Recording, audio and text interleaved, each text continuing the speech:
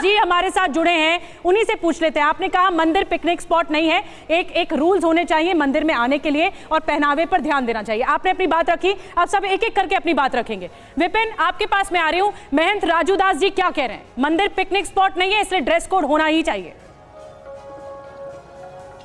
बिल्कुल, जरा फटाफट बताइए कि मंदिर को क्या पिकनिक स्पॉट की तरह यूज करना चाहिए? कोई ड्रेस कोड नहीं, या ड्रेस कोड होना ही चाहिए कि आपको मंदिर आना है तो इसी तरह के परिधान में आएंगे वरना आपको एंट्री नहीं मिलेगी? क्या सोचते हैं आप? नहीं, देखिए, पहली बात तो भगवान भाव के भूखे हैं, किसी ड्रेस और किसी वेशभूषा के नहीं। लेकिन निवेदन ये है कि मंदिर क्या है, आस्था का प्रतीक है।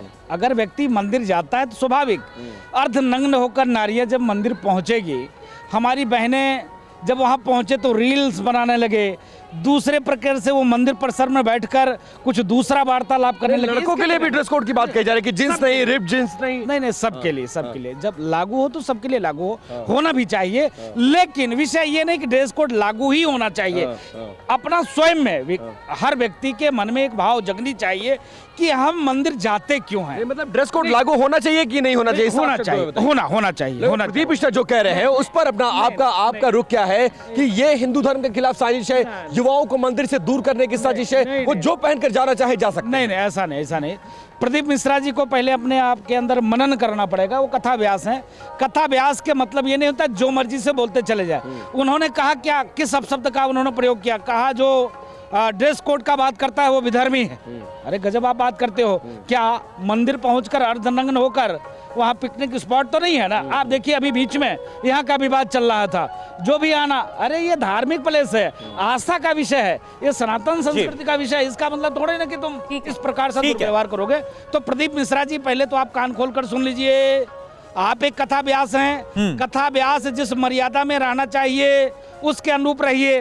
धर्मांतरण चल रहा है उस पर आप नहीं बोलते, लव जिहाद चल रहा है उस पर आप नहीं बोलते, लैंड जिहाद चल रहा है उस पर नहीं बोलते, कंप्यूटर गेम जिहाद चल रहा है उस पर नहीं बोलते। इस पर भी तो बोलो ना, इस पर भी तो कार्य करो ना। ठीक है, बता रहे हो क्योंकि और भी हमारे साथ खास मेहमान है। तो कुल मिलाकर जो कथावाचक है पंडित प्रदीप मिश्रा, उनकी तरफ से जो कहा गया तो बड़ा सिलेक्टिव अप्रोच अपना रही, ये बात कही जा रही है जो राजूदास जी है, संत राजूदास। अब डॉक्टर एच.एस. रावत जी, मैं आपके पास आ रहा हूं। आप देखिए कि किस तरह से राजस्थान में यह हुआ कि वहां पर भी ड्रेस कोड को लागू किया गया, लेकिन इसके बाद देवस्थानम बोर्ड ने उसको हटा लिया और वहां पर भी जो गहलोत सरकार वर्सेस वीएचपी देखने को मिल रहा है। कुल मिलाकर अलग अलग बातें सामने निकल कर आ रही कि होना भी चाहिए, कुछ बोल रहे नहीं होना चाहिए। देखिए, सनातन धर्म के साथ साथ जितने भी धर्म है सब में एक ड्रेस कोड है। आप अगर चर्च में जाते हैं तो वहां भी एक ड्रेस कोड है।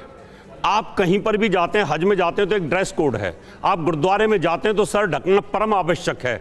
जैनियों का अपना एक ड्रेस कोड है, बौद्धों का अपना एक ड्रेस कोड है। हर चीज का क्रम के हिसाब से ड्रेस कोड होता है। सनातन धर्म में अगर आप पूजा पद्धति मानते हो और जाते हो, कोई हवन करते हो, तो आप जीन्स में हवन नहीं कर सकते बैठ के, क्योंकि आपका शरीर टाइट हो जाता है। जब ध्यान की प्रक्रिया होती है, आहुति होती है और इधर आपको तकलीफ हो रही हो या आप स्कर्ट पहन के अगर हवन करने बैठ जाएं तो आप नहीं कर सकते। इसलिए खुले वस्त्र जो होते हैं साउथ इंडिया के अंदर, आप मंदिरों में जाएंगे तो हमारे ये कपड़े हटवा दिए जाते हैं। एक धोती होती है, धोती के अंदर आदमी कंफर्टेबल होता है, शरीर का कोई पार्ट्स दबता नहीं है, दर्द नहीं होता है और ध्यान भगवान के प्रति लगा होता है। इसलिए कोई भी पूजा पद्धति में ड्रेस कोड मस्ट आवश्यक होता है।